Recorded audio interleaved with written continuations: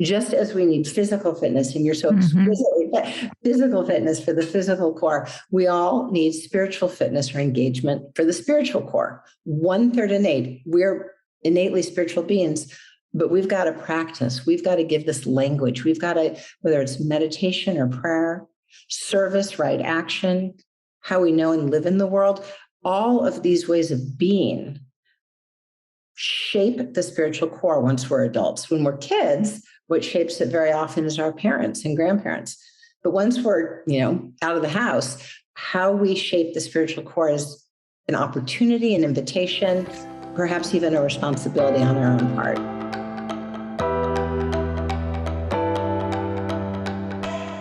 Hello, and welcome to Pursuing Health. I'm Dr. Julie Fouché, family physician and former CrossFit Games athlete. Here, I bring you information and inspiration to help bridge the gap between fitness and medicine and support your journey toward your healthiest self. Thank you so much for joining me. Now let's get started with this week's episode. Well, welcome back to Pursuing Health. I'm so excited to have a guest on today who is Dr. Lisa Miller. So a little bit of background on her before we dive in. She's a professor and founder of the Spirituality Mind-Body Institute at Teachers College, Columbia University. She is a graduate of Yale and the University of Pennsylvania and is a leading national expert on spirituality, health, and thriving in development. She's authored over 100 peer-reviewed articles on spirituality and mental health in youth and family. She's a grant-funded clinical scientist, a fellow of the American Psychological Association, and former president of the APA Society of Psychology and Spirituality, editor of the Oxford University Press Handbook of Psychology and Spirituality, and editor-in-chief of Spirituality and Clinical Practice. She consults, conducts workshops and trainings, and speaks extensively in the United States and internationally on the topic. So welcome, Dr. Lisa Miller. I'm so excited to be sitting down with you today. So Julie, I'm thrilled to be here. And in particular, I'm so grateful that you lead this podcast because you embody and walk the walk of whole fitness and wellness. So it's a particular joy to be here. Thank you. Well, thank you. And I'm excited for this conversation because I think I've probably alluded to and danced around the topic of spirituality in prior episodes where we've touched on it with different guests, but it's never been as front and center as I know it's going to be today. So I'm very excited to talk about your research and the science of spirituality and some of the things that you're doing now to apply what you've learned. So I think, when we hear the word spirituality, a lot of people first think religion, and then that obviously comes with a lot of baggage, but it also is something that can be perceived as not compatible with hard science or something that's a little bit woo-woo or out there. And so you not only are really bringing the rigor of science to this topic, but also helping to define and identify what it is that's separate from religion. So maybe we can just start there of how do you define spirituality and religion? How are they distinct and where do they start overlapping? Julie, you've hit the nail on the head that for most of the 20th century, there were two camps. And there were people on the one hand who said, I am very scientific. Whether or not they happen to be scientists, they take as real that which can be shown by science. And what is the spirituality stuff? And over here were people who said, I am deeply spiritual, or perhaps I'm spiritual and religious. Mm-hmm. And I don't care if science can show it or not. I know it in my own heart to be true. And those were really split camps for most of the 20th century until the very end and entering into the next, 21st century, we started to build a beautiful, rigorous, peer review science. And this science started showing up from our lab and fellow labs in time around the country.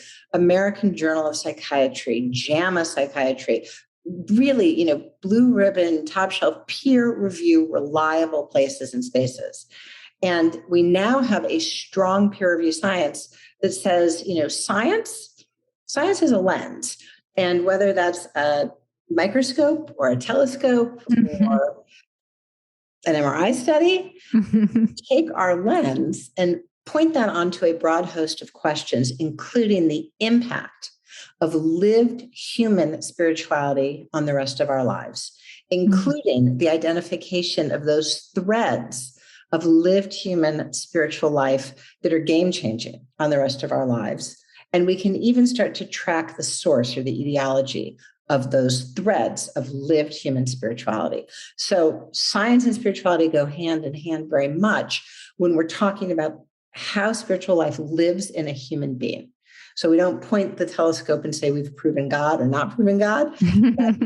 That said, what do we know? Right? What do we know? And there's a few core findings that people find absolutely shocking because we're just starting to get the science into the mainstream. And what you're doing by leading this wellness space is a beautiful platform to put this science into the hands of leaders like yourselves, healers, therapists, people who are going to really use this science to help better those who really suffer. So can I give the highlights? Yes, I'm on the edge of my seat. So the first highlight is that if you ask a scientist, what is the difference between spirituality and religion? The clean scientific answer is religion is 100% environmentally transmitted. It is a gift of our parents, our grandparents, our community. We might choose a faith community and then immerse in it, but it is transmitted 100% environmentally. And we know that through the use of twin studies. Spirituality is innate. Every single one of us is born with a hardwired, if you will, neurodocking station for spiritual life. And even more specifically, the thread of lived human spiritual life, which we know to be innate, as originally identified in 1997 and 99 by Hitler, is the capacity for a direct, personal, transcendent relationship. I turn to my higher power for guidance in times of difficulty. Nature is alive and guiding. My family is sacred. The lived, felt relational spirituality in our lives. Okay, we know it in the public square through the excellent work of AA. When life is too hard and I can't do it, I hand it over to my higher power. When trauma is too devastating, I have to turn to God, my higher power greater than myself. Well, we don't need to wait for that bottoming out. We are built every day of our lives, hardwired with a neurodocking station, innate, to be in relationship, a transcendent relationship. Now, 1/3 innate. That means it's in us, but 2/3 cultivated. This is this innate capacity for a transcendent relationship, which means that while this is our birthright, 2/3, as inborn qualities go, IQ is 60% innate, temperament's 50% innate. This is innate, but we must cultivate the spiritual core. Just as we need physical fitness, and you're so exquisitely physical fitness for the physical core, we all need spiritual fitness or engagement for the spiritual core. 1/3 innate. We're innately spiritual beings, but we've got to practice. We've got to give this language. We've got to, whether it's meditation or prayer, service, right action, how we know and live in the world, all of these ways of being shape the spiritual core once we're adults. When we're kids, what shapes it very often is our parents and grandparents. But once we're, out of the house, how we shape the spiritual core is an opportunity, an invitation, perhaps even a responsibility on our own part. It's incredible. I was blown away to hear that, that the research and the science actually shows that we all have this innate capacity. And I love your analogy of fitness. People listening who are doing CrossFit, you can think about, we all have the capacity to do a squat or a deadlift, but if you don't actually use that capacity and develop it, then that's when people end up, in a nursing home when they need assistance being able to get off the toilet or out of bed in the morning. So I love that analogy. It's just whether or not we choose to or listen to that call to develop that part of ourselves. Well, and you're extremely, capable CrossFit audience might find it interesting that this exact science on spiritual fitness for the spiritual core has been used and implemented by the Pentagon for the Army. So we have been to 30 posts sharing this very science, and the Army, being data-driven, very much like you, used this as a roadmap to transform and reignite and strengthen the spiritual core of our soldiers. It's phenomenal. I mean, the Army kind of leads the way. They led the way. The first racially integrated institution, the first to really get it on board with gay rights. And now they're leading the way on inclusivity around spiritual diversity. It's incredible. It's incredible. I love the work that you're doing there. Well, I'd love to talk a little bit about some of your own research and how you've been able to identify the parts of the brain that are associated with this spirituality. And it seems that they're conserved across all different religions, parts of the world, types of people. Can you share that study that you've done? There's one spiritual brain, and we all have it. Every single one of us. Now, of course, there's human variability, and 2/3 environmentally strengthened means that we can strengthen components. But the core components are the same, whether I am Hindu, Muslim, Jewish, Catholic, Jain, Sikh, spiritual, but not religious. There's one spiritual brain and we all have it. So the first thing we've got to get off the table is that religious war is completely obsolete because we actually have one spiritual brain. And we're all fighting against each other. Why? I mean, it makes absolutely no sense. And that deep spiritual brain, we've identified the components in fMRI studies. And there are 3 that I think your audience might find quite familiar and very powerful. The first is that every single one of us has a bonding network that came online as children in our parents' arms. This bonding network lets us feel and know that we are loved and held. Just as we kind of think back to being loved and held in our parents' arms, when we free fall back, whether my word is God, it could be universe or spirit or Jesus, what one sacred word is, but we are loved and held. The second component is that we are guided. So we, in times of real concern, if we're stuck, if we're ruminating, why didn't I get the job? Why did he break up with me? Why am I fired? Why? Ruminate. Well, that's a bowling alley. That's a very narrow point of fixation.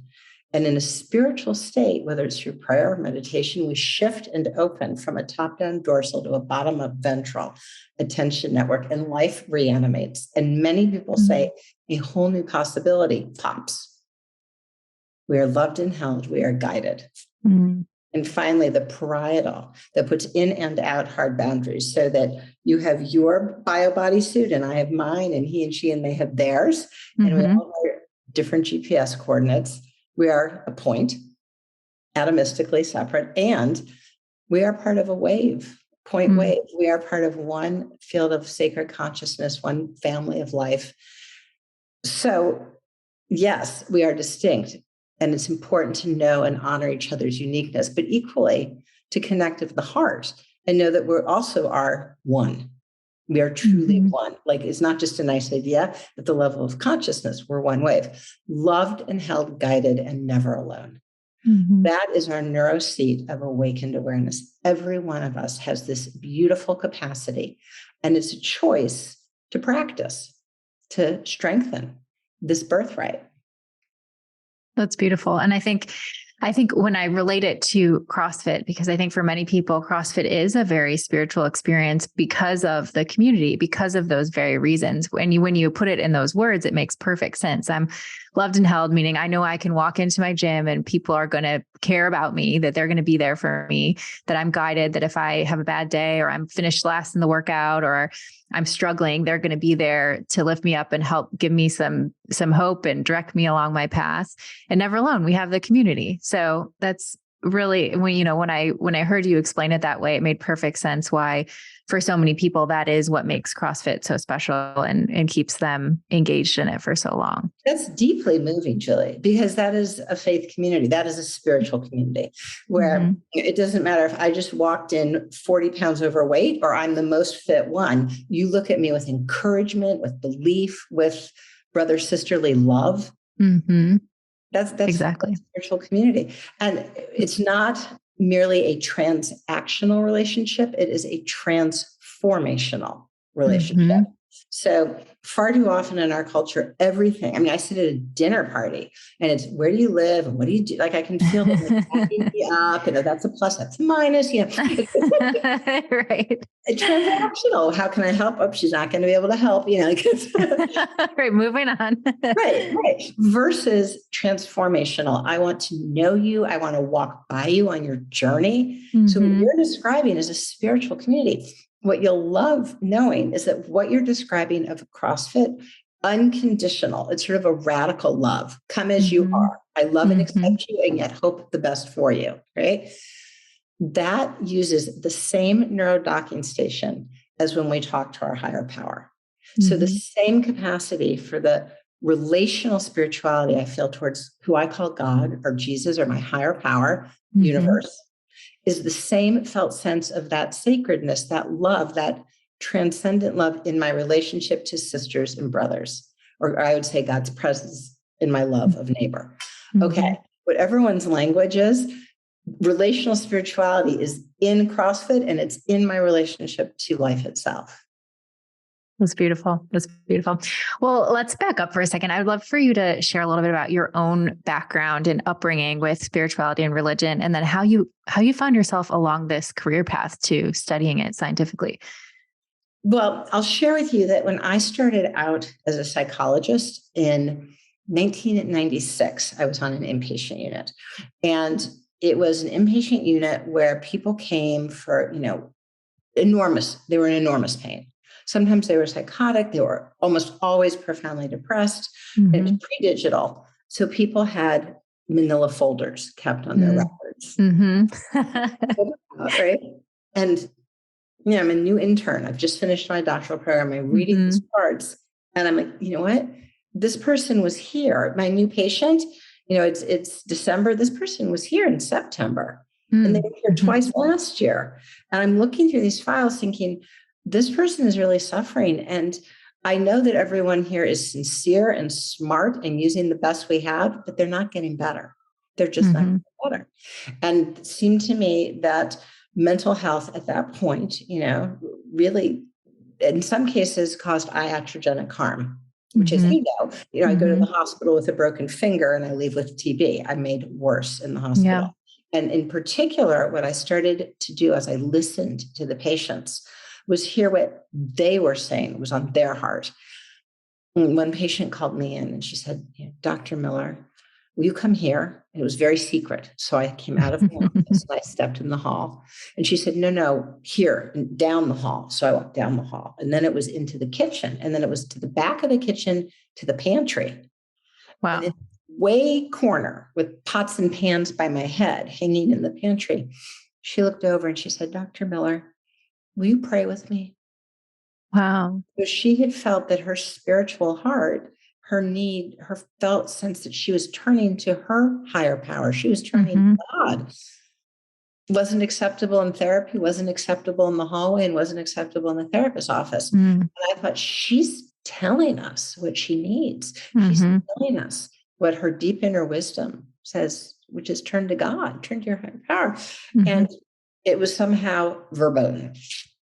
So that happened over and over again in different forms and different moments. And as a clinical scientist, I thought, we've got to use the language of science to understand the spiritual core and how it might unfold in renewal and resilience and recovery. And so I set to work about 96 doing this, and other labs have joined us, but there's now a very strong peer review science that says, beyond a shadow of a doubt, it is simply peer review fact over many articles that a strong spiritual core is indeed protective against addiction. How much so? 80% decreased relative risk of addiction if we're a standard deviation above as compared to below the mean, and a tendency to say, I turn to my higher power.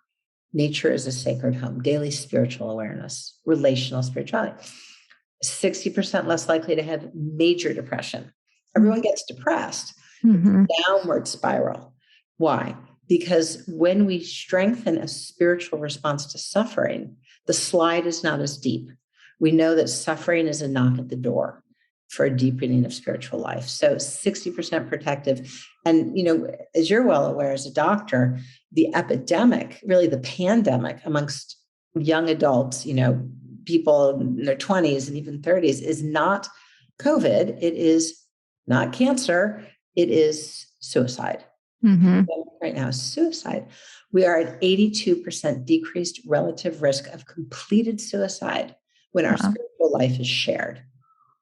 Shared in CrossFit, shared in the Sangha, the Minyan, the fellowship, where we come together and openly connect in this way of unconditional love, radical, unconditional acceptance, love of neighbor. It's incredible. There's no drug that will do that. That's for sure. Exactly. So if you told me though that there was a little pill and I could, slip that into everyone I love's food, but this is how we're built. And there's nothing and as you know, I mean, what we do have is less than a fraction as effective when it comes to medications. Can you talk a little bit more about this relationship between depression and spirituality? You talk about it as a knock at the door, or calling into spirituality. And so how do you understand that from a scientific perspective? Great. So we looked at people who had a very strong spiritual life, but had gotten there. How did they get there? Right. We want to know, gotten there over a period of years. And so we dug into their past. They were mean age 26 at the time. And we said, what has gone on in the past 10 years that led you to this very strong spiritual core? And it turned out that these people who day in and day out, one door closes, well, God is guiding me another way. Who are you? You are my sister, unconditional love. They're not looking, hey, you got the 96, I got the 82. Hey, you have a nicer apartment than me. No, you are my sister, right? Hey, you can lift more weight than me. No, you are encouraging me and I admire you. Like this together, real love and connection. Well, those folks were 2.5 times more likely to have gotten there through struggle, despair, and in most cases, depression. Depression had been the gateway through which they spiritually deepened and awakened. We thought, wow, well, having established this strength of spiritual life, what might be said in science, we always want to know prospectively. Right. Yeah. The people with a strong spiritual core to have formed through struggle were 75% less likely to have a recurrence in the next 10 years. They were 75% less likely to get depressed again. They were girded. And if they were at high risk, meaning at genetic high risk or had sort of a environmental depressogenic, it's always our family that gets the short end of the stick. They were at high risk, either depressogenic thinking or genes or social demographic factors. They were at 90%, even protected because of a strong spiritual core. So spirituality is really a way of seeing through whatever comes once we build that sight line. Now, we then said, okay, we published that in American Journal of Psychiatry, 90% decreased relative risk of depression for high-risk people over the next 10 years. That's incredible. We said, okay, well, the fields had interesting, but we don't really know what to make about it. The field was growing and listening and changing, but it was just, that was 2012. Okay. So then we said, well, let's look at their brains. We invited these very same folks in. And what we saw is that in people to take depression as an opportunity for growth, a developmental depression, and strengthen a deep sense of who they are in this life as a spiritual being on a spiritual landscape, their brains look different. They had greater processing power, greater cortical thickness in regions of perception, reflection, and orientation, which is to say the parietal, precuneus, and occipital. So looking through their strong, what I would call an awakened brain, they had realized their birthright. They were neuroprotected against recurrence. And when we sent that off to JAMA, blind peer review, it came back, very strong findings. We have one follow-up question because peer review always makes it better. All right. We want to know a year from now, not, 10 years from now, 1 year from now, what is thickening of the awakened brain, strengthening of the cortex and the regions of the awakened brain say about us prospectively 1 year from now. We ran the analyses and indeed we saw lower symptoms of depression. Short-term, 1 year, and over 10 years, decreased likelihood by 90% of a diagnosis amongst high-risk people. There's nothing like that in any drug on the shelf. No, there's not one drug on the shelf. Now, I am not against drugs. If someone's in pain, do what's right between you and your doctor. But we jump start with SSRIs, a recovery. What we found, very, very interesting, was a tendency for the brain to give off high amplitude alpha. Okay. High amplitude alpha was given off both from jumpstart in recovery with SSRIs and through this organic process, this hardwired body, mind, and soul process of spiritual awakening, developmental depression. The difference between these two paths of recovery is that when you take away the SSRIs, alpha went away, and very often people became depressed again. Okay. But those to recover through deepening their spiritual life, whether it was meditation, prayer, asking big questions, looking into life differently, oftentimes through group fellowship, CrossFit, Sangha, those people had an enduring, long-standing tendency to maintain a spiritual stance and give off alpha. Even 10 years later, they were still giving off alpha. That's interesting because alpha is the wavelength. Well, it goes by another name, Schumann's resonance, from the first crust up 1 mile. Alpha, Schumann's resonance, is the wavelength of nature, of all life.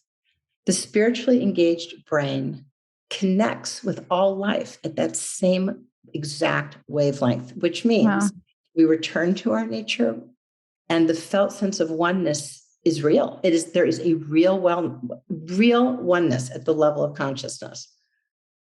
That is incredible and so beautiful, just from, just thinking about depression from a different perspective. So I think so many times when we go through different phases of life, as I know you talk about, depression is a natural experience. For example, the loss of a loved one or a difficult situation, and being able to make sense of that and see that as a window or an opportunity for growth can change how you move through it. I think about too, even, I heard the other day someone describing the symptoms of anxiety, or the feelings you get in your body of anxiety are often the same feelings that you get with excitement, but it's how you label those sometimes, or how you interpret those feelings that depends how you move through them. So that's so important. So depression, 2 out of 3 times, is a developmental depression. The depression is literally the ignition. It's the felt sense of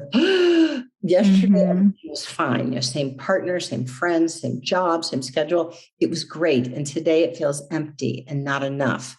Well, the not enoughness is because we are expanding. It's not that everyone out there is no longer good enough. It's that within ourselves, we are expanding to inherit a new way of being in the world. We are hungry. We are dissatisfied with our way of being. It's time to grow. Depression is a knock at the door for spiritual growth. Now, that's important because depression is way too often seen as lost time, downtime, getting in the way of my career. But it's actually the knock at the door for a deepening, so our whole lives will be bigger and more inspired. Absolutely. I mean, I think of COVID as a great example of this, how many of us went through some sort of experience like that maybe was more of a knock at the door due to that experience. Yes. And I think you're so right that in a sense, we've had a collective all across the country, maybe the post-industrial world, we've had a collective developmental depression where our old way of being no longer fills the bucket. Basically, we have expanded. We've had an ego death, and everything that I might have hitched my wagon to that was about, what I call achieving awareness. How am I going to get what I want? How am I going to get that job? How am I going to get a raise, better partner?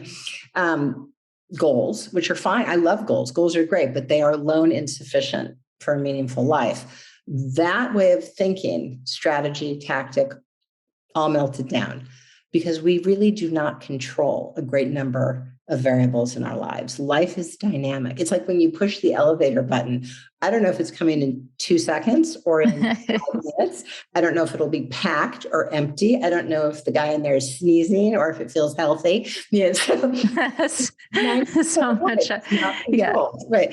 So the opportunity is not to control life and get what we want, but to shift our conversation from narrow, monolithic, got to get it, how am I get to, hey, what is life actually showing me now? What is life revealing to me now? The synchronicities, the wonderful people like you that show up, the exciting things that I didn't know were even out there. Could we do a practice? Sure, I would love to. Okay, great. Thank you. This is a 90-second practice. Okay. I invite you to close your eyes, clear out your inner life.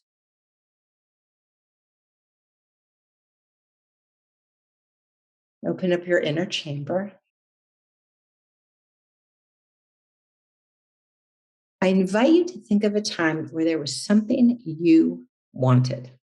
It could have been a promotion, a job, admission to a school, him, her, them saying yes. There was something that you planned and you planned it right. That red door was yours. Research, strategize, your tactics were right. And in fairness, you went for that red door, grabbed the handle, but it was stuck. And you couldn't believe the red door was stuck because you had done everything right. 99%. Research, tactics, strategy. How could that be? You may have kicked the door. You might have been shocked or angry, maybe depressed. But only because that red door was stuck, you shifted. You did a hairpin turn, 120 degrees. And over there was a shining, wide open yellow door through which you crossed. And that yellow door did not have what you wanted. It had something better, more right for you. That has everything to do with who you are today. And I invite you to think of that stuck red door, the hairpin turn, and the wide open yellow door. Was there anyone on that leg of life at that hairpin turn who helped you along, encouraged you, gave you direction, information, told you a story from their own life? It could have been someone you see every week that told you something new. It could have been someone you met for 2 minutes at the juice bar, the coffee shop. They were a trail angel. It could have been a doctor, a guide, a healer, a teacher, a trail angel. And as you think now about that stuck red door, the hairpin turn, the trail angel, and that wide open yellow door that has everything to do with where you are today, how really are the most important parts of our lives formed? Is it narrowly through tactics? Are we narrowly makers of our path? Or are we to a very meaningful extent discoverers of our journey? And now as you sit way back, where in this road of life is your higher power? Is your higher power in the open yellow door and the stuck red door?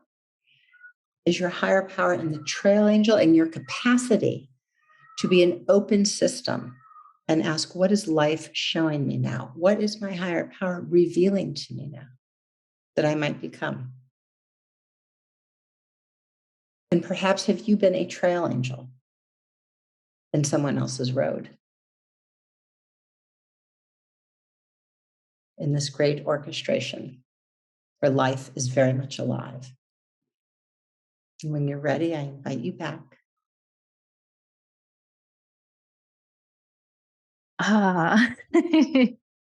That is such a beautiful exercise.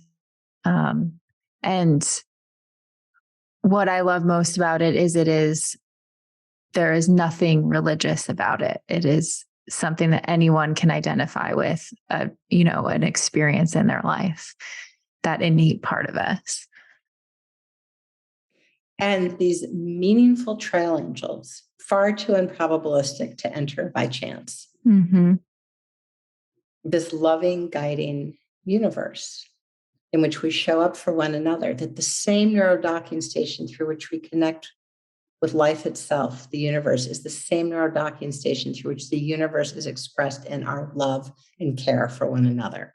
Relational spirituality is beautiful, essential to the journey. It's not just a nice thing. It is foundation to the way, as you said, whether I'm of any faith tradition or none at all. This is the deep structure of life. And we are given the gift to be able to engage the deep structure of life. We can live this way and move through the deep structure of life.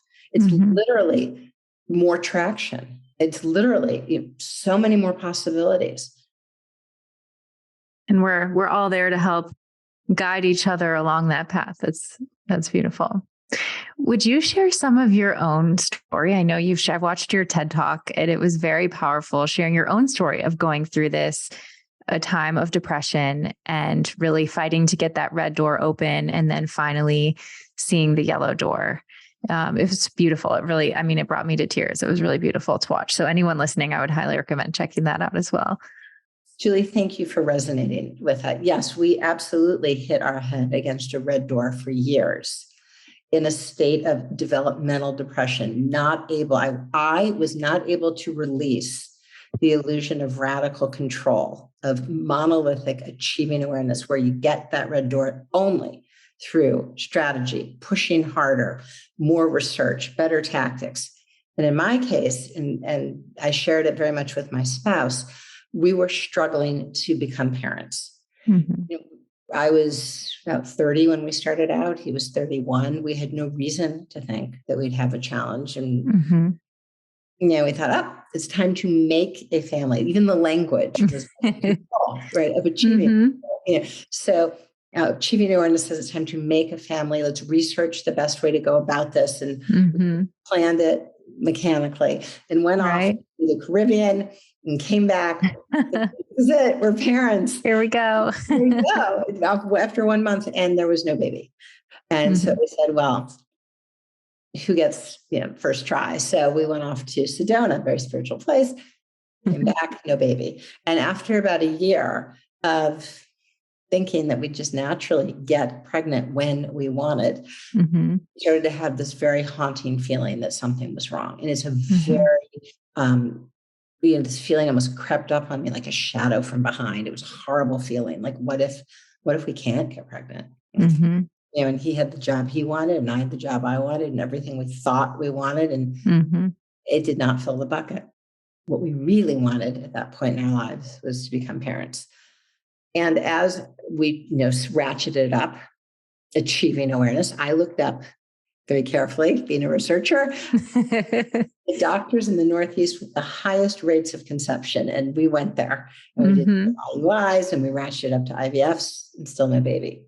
And I thought, well, this really feels like, something deeper might be wrong, but I couldn't allow myself to just trust what is life showing me now. I felt compelled because I cared so much, sticky fingers, drive forward. And I said, okay, I do feel like life's trying to show us something, that that's our word, God's trying to do it. But let's just research this alone. Let's keep trying. Yeah, we've got to be missing something. Right. I found the team that invented in vitro using soul, and I thought, now that's the answer. Right. We go in. They couldn't have been more lovely. They were extremely capable. They patted us on the shoulder, and I thought, I just had this sense in my gut that this was not about finding the better team. That for us in our journey, we were in the wrong office. But I couldn't resist. We went through with that in vitro. And my husband, being very sweet about this, was on solidarity bed rest by my side. It's probably the 8th or 9th in vitro, side by side. And this team was in Philadelphia. So we, planned the whole week around it. Sitting in the hotel, we'd splurge for a nice hotel, really splurge because, it was like a delicate moment. Yeah. I grabbed the remote to turn on the TV, and there's only one station. And my husband's like, how could that be? And he sort of hits the remote and he tries, there's one station. At this extremely overpriced fancy hotel, there's one station. That doesn't happen. It doesn't happen. And what was it? It's a interminable 4-hour documentary on a little boy living in a garbage dump. And through the translator, he says, I don't care that I live in all this trash. I don't care that I can't go to school, but it hurts so much to not be loved. I sniff glue to make the pain go away. And I looked at my husband, and he said at first, he's like, there's a child out there for us. Mm. And it came clear to us that what parenting was deep love and commitment. All he wanted, this little orphan, was to be loved. He just wanted a mom and dad. He wanted to be loved. And here we were on the umpteenth in vitro, which for us was feeling like we were going down the wrong path. Mm-hmm. And this continued. My mom, who's a tremendous trail angel in my life, left a message on my phone. She said, "Hi, honey, I just want you to know our neighbor, Rebecca Jones, she brought home the most adorable little boy, Alan Paul. He's from Russia. Just wanted to let you know." Just going to leave that here. Minutes. It was and so we got the picture. There's a child out there for us. And still at the same time, and around this time, there started to be more and more synchronicities, like the little boy. Mm-hmm. And can you explain what synchronicity is for people listening if they haven't heard that term?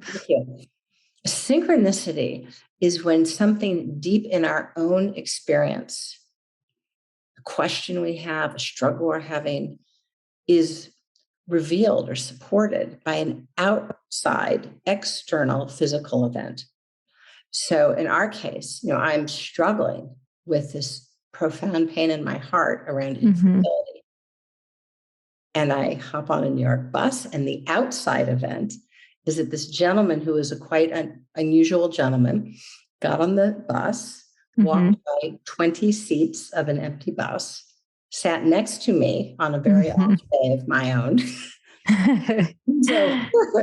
And says, "Lady, you look like the type of real nice lady that would go all around the world adopting kids." Wow. Okay. Now, in my years until that point, no one had ever said that. In the many years since the bus ride, no one has ever said that. He came to me right after a failed in vitro where I was in a deep despairing pain. So my inner struggle with infertility received support, guidance, a so-called, well, some people use the word coincidence. I would say a confluence, far too unprobabilistic to have happened by chance. And it's a moment where we can, in our inner being, we all have inside of ourselves at our own inner table, an empiricist and a logician and an intuitive and a mystic. And in our deep inner wisdom, we know it is its own organic form of knowing. It is every bit as much hard data as what we call outward empiricism. It's a form of knowing. And I knew beyond the shadow of a doubt that this journey was supported, that the universe was supporting me. I am loved and held. I am guided. Gentleman, us, little boy, garbage dump. Synchronicity is guiding. And in this life where people show up and guide, we are never alone. We are loved, held, and guided, never alone. And synchronicity shows us the way, reveals guidance, as does intuition and mystical experiences and dreams and care for one another. That's beautiful. And so what happened? It got quite, it became a very sacred journey. So about this time, I had a feeling that this was about releasing what I call achieving awareness. Some people call it ego death, but this sense of having and getting and thinking I know air traffic control, what's going to happen in my life. I woke up one night, just boom, woke up, sat up in bed. And it was very, very moving. Space and time opened. I saw it open. I was aware that I was seeing this, that it was real, but I wasn't confused. I didn't think like the door was opening. It wasn't confused. It was my deep inner wisdom saw opening of time and space, and a very sacred presence came. And the presence said, if you were pregnant, how would you adopt? It was very sacred. It was very deep. It was very profound and holy. And I said, I am not there now. And very gently, time and space closed in and it settled. It was very peaceful.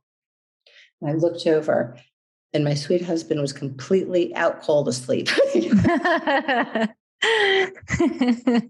Slept through the whole thing.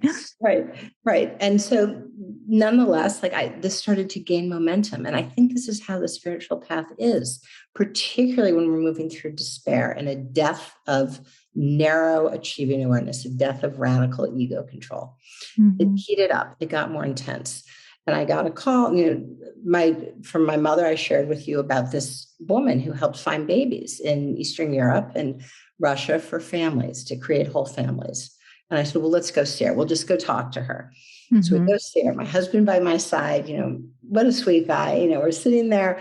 She's a clergyman's daughter, and she leans forward and she says, you need to let me know, very straightforward, what is it that you want in a child? And I said, well, I certainly don't care what race this child is, and I don't care if it's a boy or a girl, but please, a child who can love. I want to bond in love with this child. And I look over to my husband and he says, all that is a girl.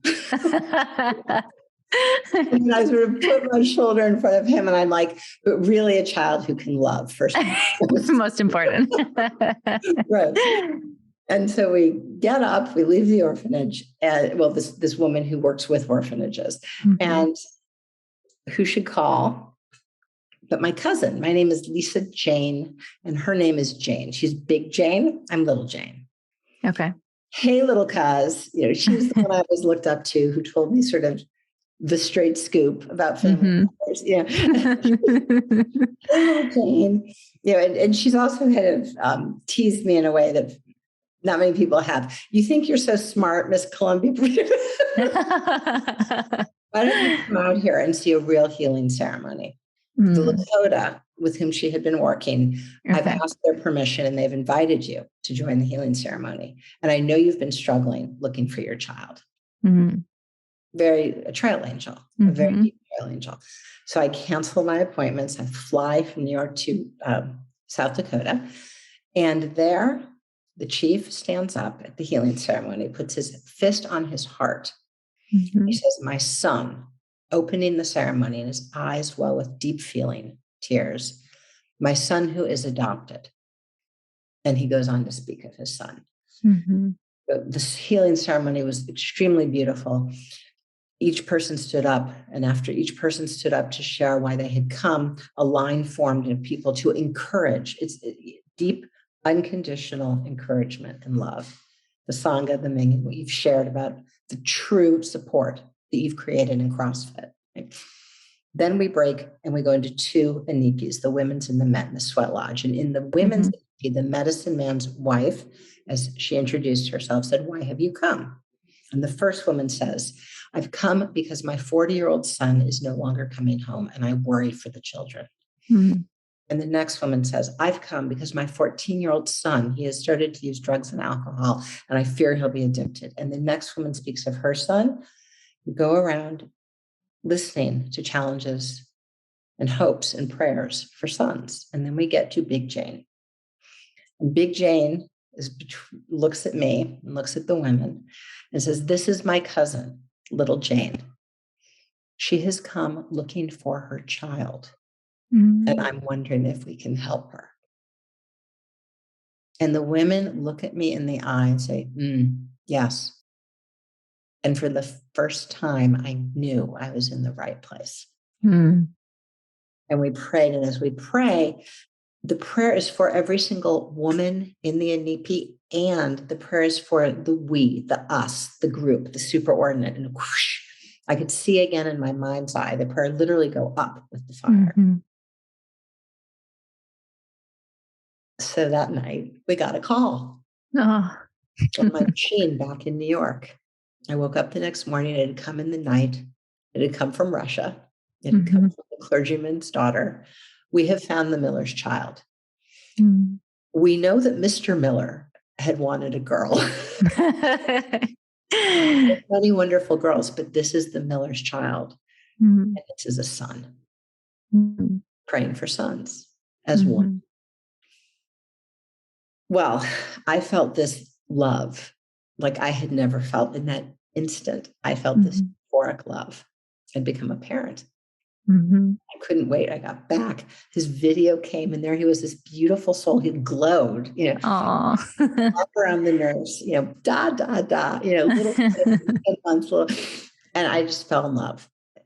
Well, my husband watched the video. We were so grateful. We felt so grateful to God, so blessed with a miracle. Finding your spiritual child through space and time is a miracle. It's a pilgrimage, right? So we turned in, and the presence came back. And I felt the presence approach, and time and space opened. And I felt the same profound, sacred presence. If you were pregnant now, would you adopt? Absolutely. My spiritual son. Yes. Yes. And thank you. Thank you. Yeah. Settled back, time and space. I look over, Phil's asleep. We're lying in bed. We're so grateful. We're feeling very in love. And that night we conceived naturally his sister. Wow. Kind of a girl. Kind of a girl for Mr. Miller. We found Isaiah. We found his sister. They are spiritual twins. Wow. That's the yellow door. Yeah. Right? That's the yellow door. Wow. It's not a story of becoming pregnant. It's a story about realizing that we are loved and held and guided. And what is life showing me now? What is my higher power asking of me now? If you were pregnant now, would you adopt? There was something about, yes, finding Isaiah, but also becoming someone who knew that parenting is actually unconditional, deep love and commitment. So they look like me, or they think like me. It's this deep love, like the little boy showed us and taught us in the garbage dump. Wow. Thank you so much for sharing that. It is such a beautiful story. So for people who are looking to grow this spiritual core, you, through your story, it was clear that you started to pay attention to some of these synchronicities or things that were happening around you. But how else do you encourage people to build that muscle? Well, may I share one more practice? Sure. Okay. This is a practice I always like to thank the teacher who gave me this. And this was a gift from the late Dr. Gary Weaver. Okay. I invite you to take 5 breaths and clear out your inner space. Close your eyes if you'd like.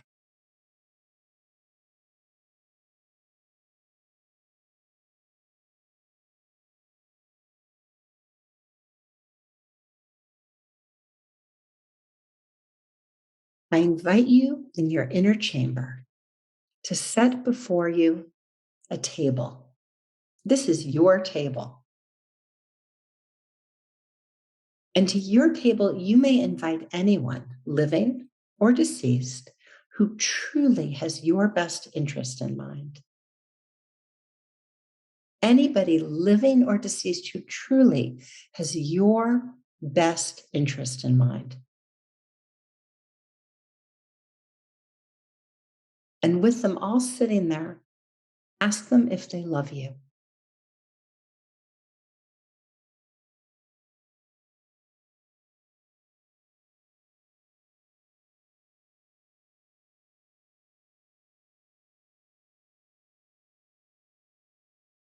And now you may invite your higher self, the part of you that is so much more than anything you may have or not have, anything you've done or not done, your true, eternal higher self. And ask you if you love you.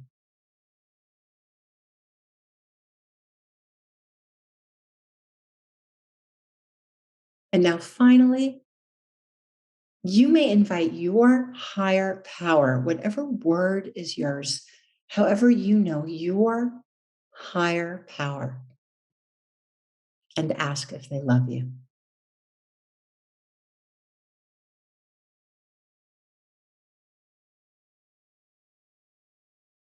And now with all of those people sitting there right now, what do they need to tell you now? What do you need to know?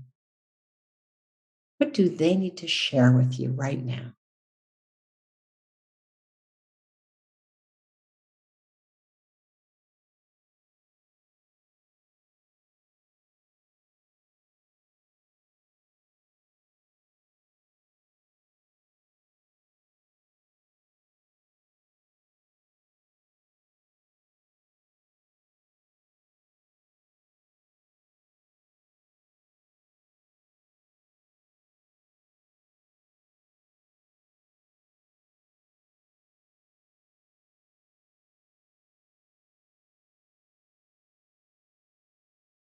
When you're ready, I'll invite you back. This is your counsel, and they are always there for you. We can ask what's on our heart, depending on where we are, and who shows up may change. But this is our birthright. And that deep love and relational spirituality is real.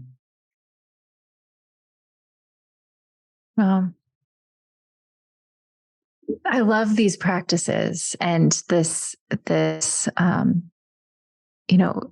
encouragement to tap into your spiritual side, to tap into your intuition, which is not something that is emphasized in our culture or in many of our constructs in our society. And so I guess I wonder, and I know you're doing some work on this with the Army, but how would you see a world where we are nurturing not only that achieving brain, but also this awakened brain, this spiritual side, and nurturing it, maybe even starting from how do we nurture this in our children to throughout the lifespan in our society? So I think you're absolutely right that this is all of ours. And when we choose to talk about this with one another, particularly in difficult times, what does your higher power say to you now? What does your deep inner wisdom? When we really share this in our relationships, I think there's a strength in that love and that bond, which we will go to the mat for each other. We will go to the mat. And this is how we are meant to bond. So, as you know, as a very fit athlete, athletes often do tap into this deep sea knowing. Many extremely fit athletes, and we know this because they'll oftentimes outwardly speak about it, right?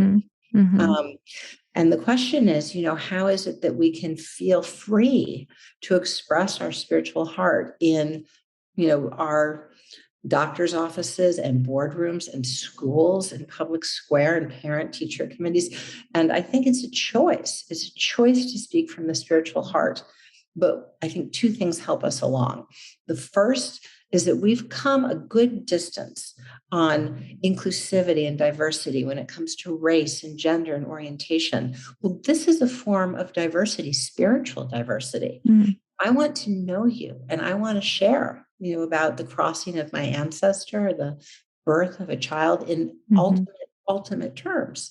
And when we can welcome pluralism, whether someone's speaking from the heart in the language of nature or life through the language of their faith tradition, Judaism, Christianity, Islam, whatever that may be, pluralism says this is the next horizon of DEI. I want to know and love you in your own voice, in your own journey. So that's the first piece. So we're welcoming each other, both feed in to our relationships. The other piece is that, what we know through our MRI studies is that an awakened brain is far more ethical and aligned and relational. It's also sort of quicker and more creative and innovative. So why would we want a quarter of an employee at the table? And when we go to a doctor, we want someone like you. We want someone who uses all of her brain. So that's most, attuned, situationally aware, creative and accurate decisions. So I think that as we see, we're more innovative, we're more ethical, we're more full of grit and resilience and care. I think we want the best of each other and from each other and for each other. And that means to reintegrate the spiritual core into the whole person. I think the 20th century disintegrated the spiritual core, and disintegration is unhealth. Which brings us back to the tragic story on the inpatient unit of being asked to pray in the pantry. And it's so you have the mind body center, but it is so connected to our physical health. I see in so many of my patients the true core root of a lot of their symptomatology is in that, needing or searching for the spiritual core to be strengthened. And you say it so beautifully because it is just that. It is a journey. So I don't need to have the answers, but if I'm rooted in the quest, there's a enormous resilience that comes from being able to ask tough questions. What is my purpose? Why am I being asked to do this? And then receive a deep, numinous response of the heart through a dream, through a prayer, through a mystical experience. The connection between different forms of knowing and perception. We can literally see it in our MRI studies. We myelinate the tracks. We pave the highways between organic forms of knowing, multiple epistemologies. And we are more creative, yes, at work, but even more importantly in our lives. What is my next leg of life? This developmental depression that we're in, this sea of like, what's our next move? Where do we go from here? Well, it's this mass awakening of, hey, how can we be a lot more loving and supportive? How can we be loving, holding, and guiding using our awakened brain? How can we support the development of the spiritual core in our children? So The Awakened Brain is my most recent book that talks about developmental depression and this journey that every teen faces. And then we face it again at midlife, and again, the third bridge crossing into elderhood. It's simply how we're built. The Spiritual Child was my first book where I looked at the first 2 decades of life and knowing that our children are not a blank slate, knowing that our children come as knowers. And there's a 1/3 heritable component to spiritual life. Our most important work as parents is being the 2/3 embrace to form the spiritual core. The data is very clear. When a child is supported by his or her parents in forming a strong spiritual core, they are far less likely, 80% less likely to be addicted, to face a completed suicide, to struggle with a type of deep depression. But most of all, the character strengths and virtues that give our life buoyancy and success in the sense of traction towards our calling, grit, optimism, forgiveness. The character strengths and virtues all go hand in hand with spiritual awareness. I turn to God for guidance. When I have a tough decision, I ask, what is life showing me now? My higher power stands by my side. This felt lived spirituality goes hand in hand with character. So Marty Seligman, who started the positive psychology movement, was my doctoral mentor. And right at that time, and at that time, we didn't yet have these MRI scans. We didn't yet have these long-term clinical core studies. But now we do. And we know that character actually is sort of the beautiful outcome, but the roots are in deep spiritual connection. So any efforts made to strengthen our character, our grit, our optimism are going to be deeper and more long-standing when we're also strengthening and rebuilding, really strengthening the spiritual core. I love that. And I've heard you say too, that if you also have a grandparent with a strong spiritual core, that actually increases the protection that you have, so if you're doing this yourself, it's not just for you, it's for your children, it's for your grandchildren. Absolutely. We looked at parent-child and found that when there's a transmission, the torch is passed from parent to child, that child is 80% less likely to develop deep major depression. But when the torch is passed of spiritual life from grandparent to parent to child, 3 generations, the child is 90% protected against depressions in life. Because the longer that a family sustains spiritual life, praying out loud, meditating, going together to serve people in need, and then explaining to the child, walk the walk and talk the walk. We're here at the homeless shelter because any single one of these people could have been our child. Any single one. Everyone here is a soul on earth. Everyone here is a child of God. Give it language and give it action. Walk the walk, talk the walk. Well, with 3 generations of that, it is so deeply rooted in the family that it's one and the same.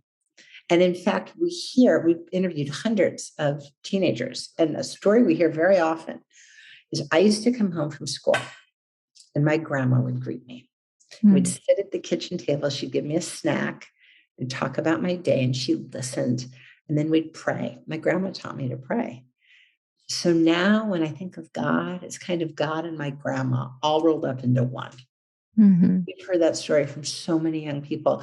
we are ambassadors as parents, and even more so as grandparents. We are ambassadors of spiritual life. And the child is the royal arrival, born with natural spiritual awareness, but it needs to be given name. It needs to be given a roadmap. It needs to be shown, yes, we talk about that here. Mm-hmm. Very interesting study was done where parents were asked to journal for 2 weeks around every discussion that they and their child had about spiritual or religious life, or both. Well, in week 1, as the researchers looked at these diaries, almost every conversation was started by the parent. Now we pray because God gave us this food. Now I see the sunset and I know there's so much more. You are such a blessing. Week 1. Week 2, the child started most of the conversations. Why? Because the child had been shown, yes, we talk about that here. That's in our bond. That's in our family. And the more it's in the family, the more deep set into every breathing moment, the child is able to see into the deeper nature of life.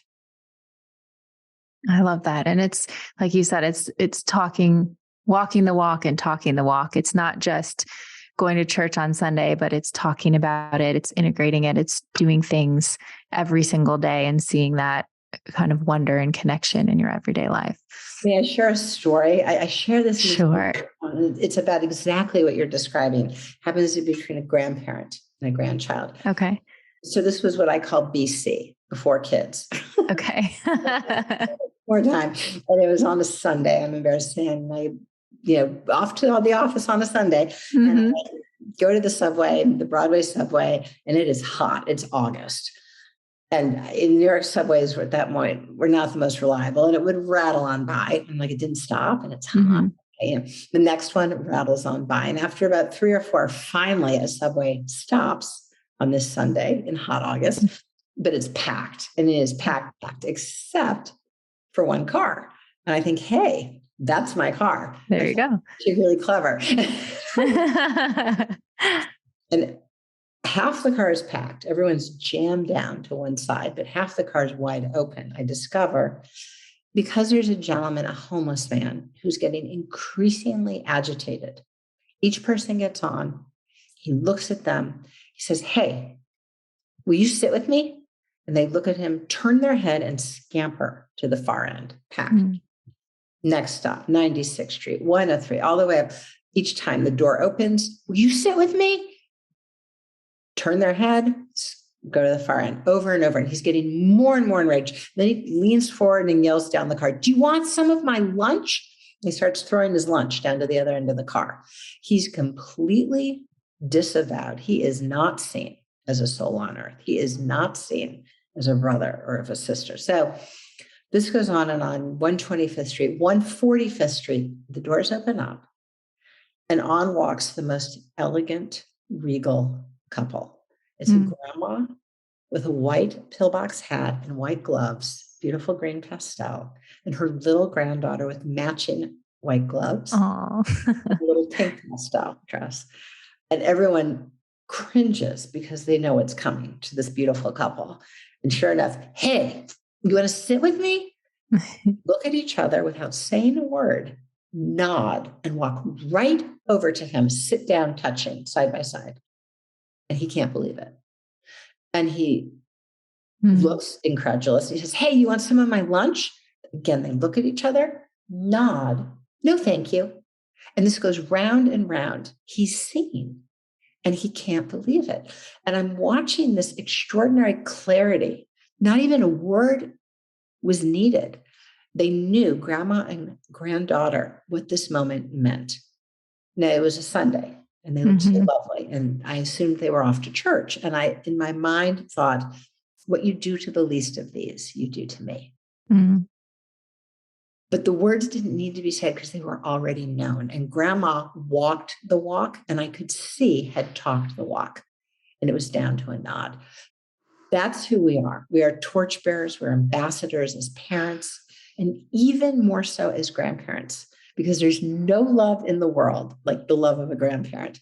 And when you look at the formation of the spiritual core in the child, it is 50% the walking the walk, the pure, unconditional, felt human love, which is actually divine love, right? and talking that walk. So the subway story is what for me revealed, and I then went back to the numbers and saw it in spades, the data set. The intergenerational passing of the torch of spiritual life is how we form. And it's so important. In fact, I would say it is the most important gift we give our children, is to be spiritual ambassadors. And maybe you're saving them from some suffering too, as having to be their teacher.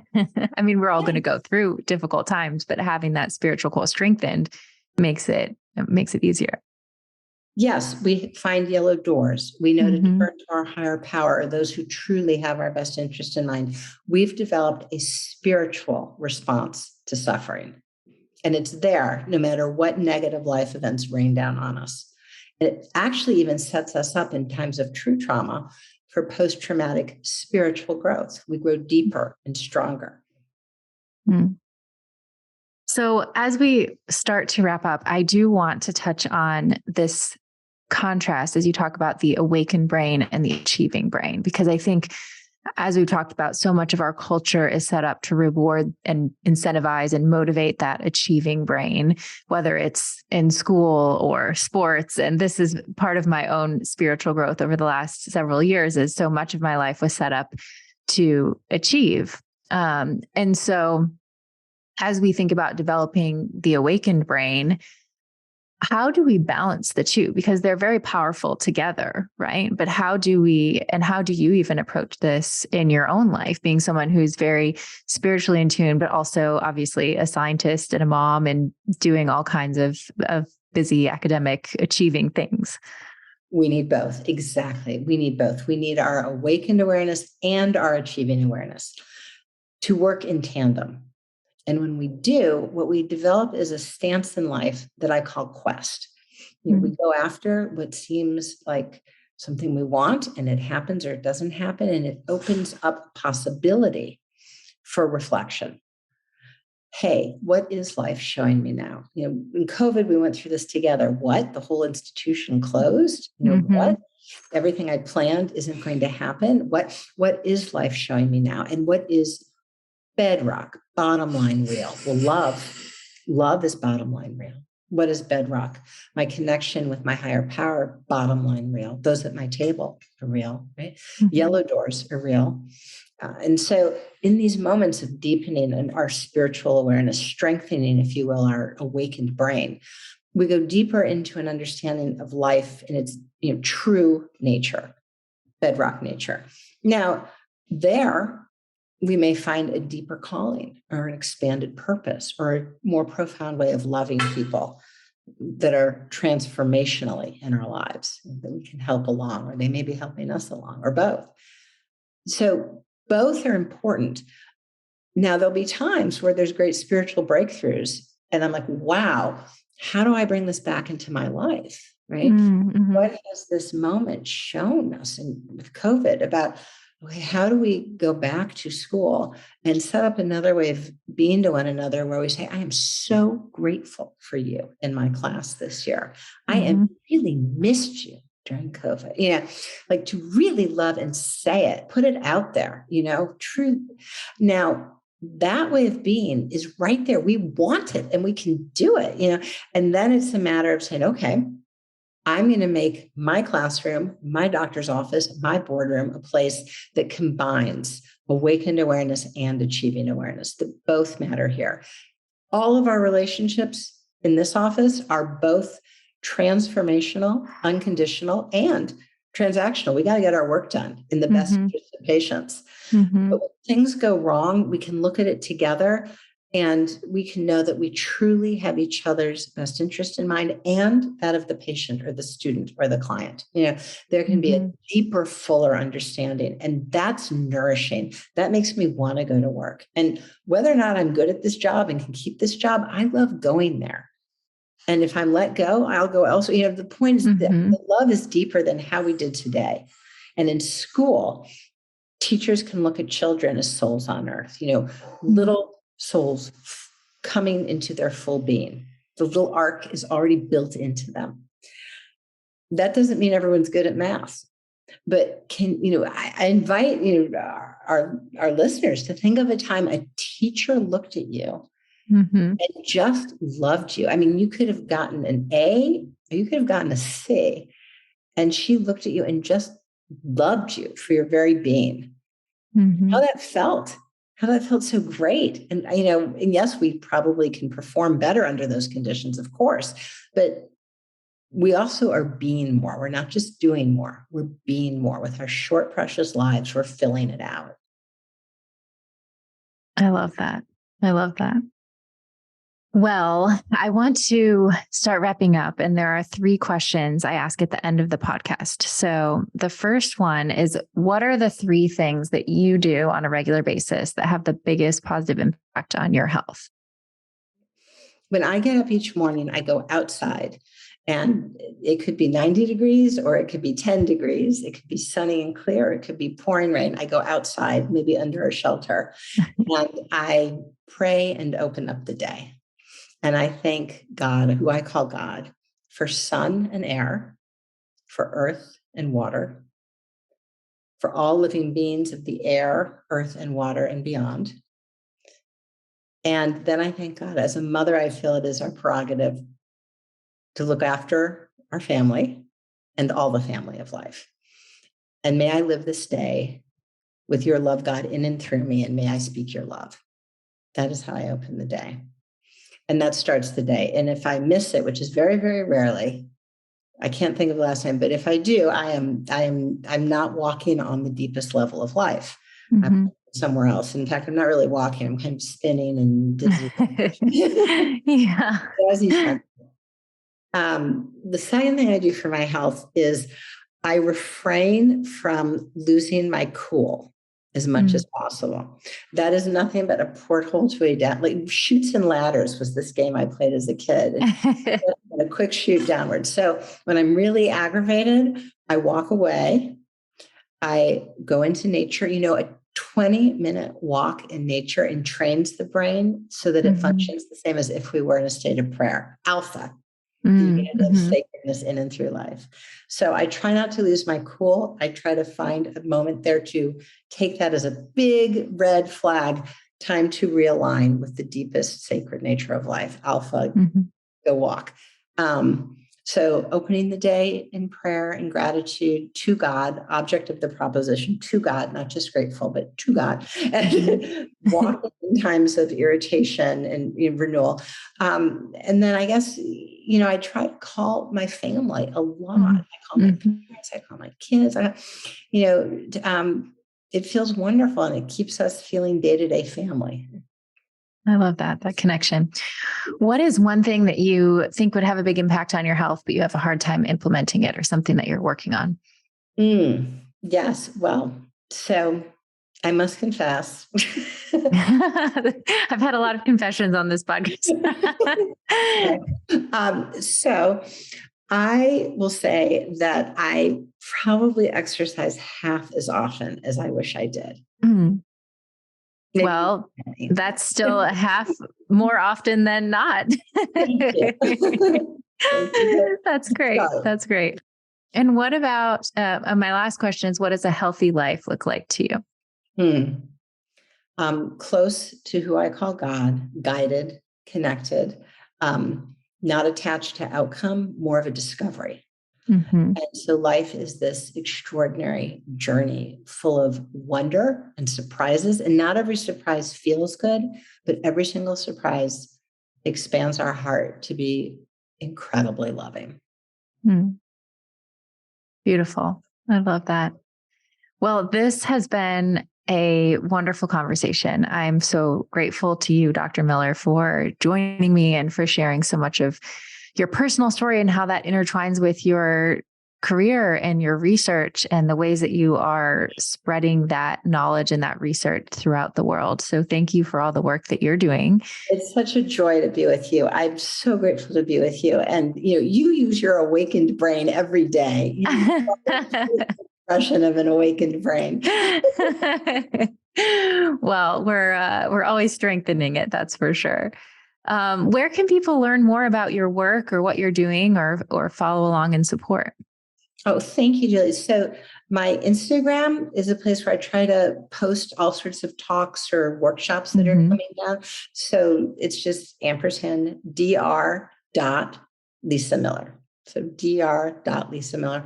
And then, of course, we have the Spirituality Mind Body Institute at Columbia University, where we often hold open events, and everyone is most welcome. We have Awakened Campus Global. We have Awakened Schools, K-12, and we have all sorts of convenings. Our mission is to seed a more spiritually aware society using science, convening, and bringing together people such as yourself, experts who can speak into a more spiritually aware world. Wow. Well, thank you. And thank you, everyone, for listening. Thank you. Thanks so much for tuning in. If you enjoy listening to the podcast, please consider subscribing and giving it a 5-star rating on iTunes. It really does help to get the word out to more people.